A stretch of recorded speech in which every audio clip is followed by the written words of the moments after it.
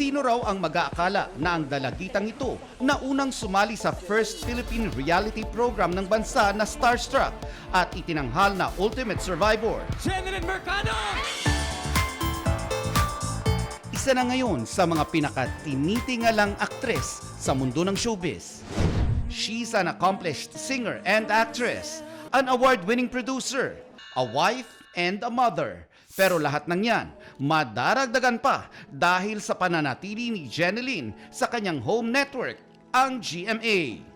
Kasama ni Jen sa kanyang muling pagpirma ng kontrata, sina GMA President and Chief Executive Officer Gilberto R. Duavit Jr., Executive Vice President and Chief Financial Officer Felipe S. Yalong, Senior Vice President for Entertainment Group Lilibet G. Razonable, at manager ni Jen na si Katrina Aguila. Jen coincides with the start, the manifestation of a dream we both shared. Ang GMA noon, nagnanais na makapagpasikat ng artista. Si Jen naman, I'm presuming, dreamt of being an actress, where Jeneline was the ultimate survivor na female. So on that basis, talaga yan ang OG. Definitely, homegrown all throughout. She's safe with GMA. Okay. There is no other network that will take care of her. It will only be GMA. Dito talaga siya nagsimula, dito siya na-discover dahil sa Starstruck, at saka talaga siya yung dream, believe, survive. Bago raw narating ni Jen ang matagumpay niyang buhay, malaki raw ang kanyang isinakripisyo.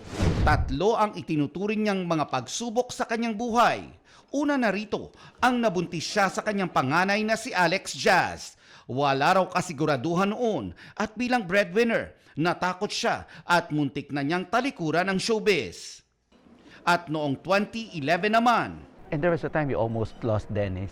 Nung time na yun, isa yun sa mga pinakamalungkot na parte ng buhay ko. Kasi siya yung siya yung greatest love ko. malaking pagsubok din nang nawala ang kanyang Mommy Lydia na itinuturing niyang source of her strength. Namimiss ko si Mommy. Pangalawang contract signing ko na to na wala siya. So yung una ganito rin, para rin ako, yung parang may kulang. Pero alam ko masaya siya para sa akin.